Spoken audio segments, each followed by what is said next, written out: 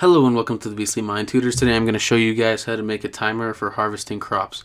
First I built this giant thing and it was really complicated and used hoppers and chickens and just a bunch of stuff, and I thought right when I was about finished I thought of this other way right here, and this wasn't also really working, and then right when I was about finished with this one I also thought of some other way, so that was convenient.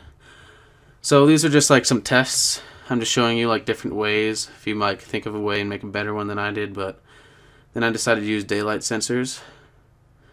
And this is what you got to do. You got to get a daylight sensor and put it right below the ground and dig 2 down deep and get just 3 redstone away from it. And then you're going to put a block and a redstone torch on the other side of that block so it turns off just like that. And then make a nice little redstone thing leading from it, and then put some dirt over it, but not covering the redstone.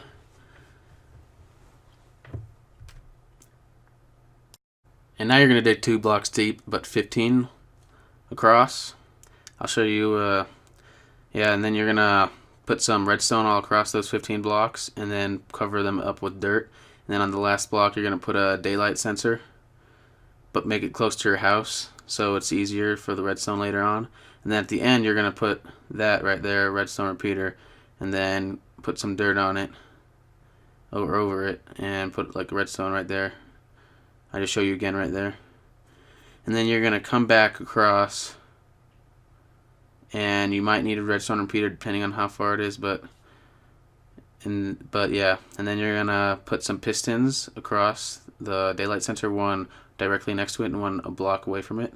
And then put a block right over the daylight sensor, and then put the redstone from the first daylight sensor leading to that first piston next to the daylight sensor.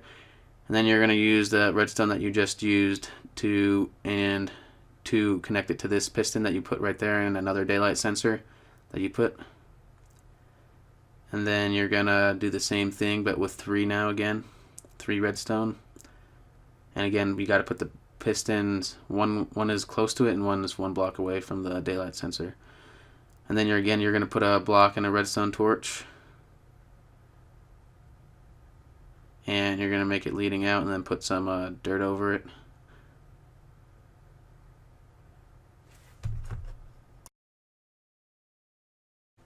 And then you're going to put another daylight sensor and 2 pistons and 1 piston right next to the daylight sensor. And I'm just moving this to the other side so it doesn't get too cluttered with redstone over here. But it's fine if you leave it there, I guess. And don't worry about that piston and redstone block. I do not use it. I just put it there because I was trying to figure out the timer using a bunch of different ways when I recorded it. But yeah. And then you're going to put from the new daylight sensor 15 blocks again. And to make it so like you don't waste as much space, you can turn it and put 15 redstone on the daylight sensor. Don't forget that block over the daylight sensor, and then you cover up the redstone as well if you want. And then put a redstone repeater, and then take 1 block and put a redstone just like that. And then you're going to lead this, since this is our last one, you're going to lead it to your farm. Mine's pretty far away, so you might want to make it kind of close, and you can connect this to multiple farms if you wish, and put redstone repeaters where needed. I just use a bunch just because. Okay, then you're going to go back to the first daylight sensor and put 2 pistons just like you did the other ones, and except this one you're connecting the redstone from the first daylight sensor to the farther away piston and putting a block on that side on the farther away piston so that when the daylight sensor is showing, not blocked. And here you're going to lead that the piston that is closer to that daylight sensor to a button that we'll put right here in our house. You do not have to put it in a house if you don't want to. You can just make a little section with a button if you wish. And here I'm putting a redstone lamp. It will tell you when the timer went off. The only problem is, well, I'll tell you what the problem is, but right here you're going to put the pistons that are not connected with anything, which is usually the farther pistons, not including the first one, you're going to lead them to the button that we're going to place here. and that way, and put redstone repeaters where needed to be able to power it all the way.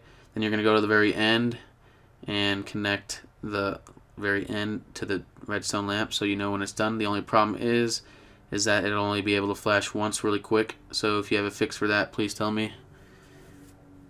And right here I'm just putting the redstone there just in case, and then you're going to put a sticky piston on the first one here, the first daylight sensor, just like that, with the block, and that'll be able to reset the timer for you. Then you're going to connect it with redstone. You do not need a redstone repeater there with 3. I take it off later because it was not needed. You just need regular redstone there at the end of that piston right over there. And right here I'm showing you that what it does, and I just need that right there to power it, and then I'll be able to do that and reset the timer. And then you're going to go to the very end and put a block and a redstone torch to power that piston right there, the one that is closer to the daylight sensor, and I'm just showing you and just checking it out. But right here you're going to put a piston just like that right next to the one piston and put it above it, and then you're going to make a redstone leading from the daylight sensor previous and put redstone over to it as well.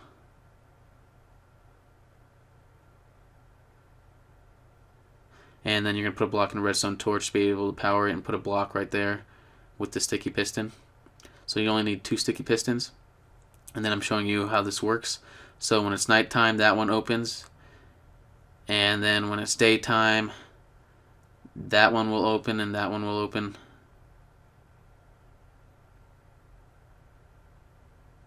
And then it'll be night, and then that will open, and then this will send it a very quick redstone signal, and then it'll go off, and that will turn on the farm.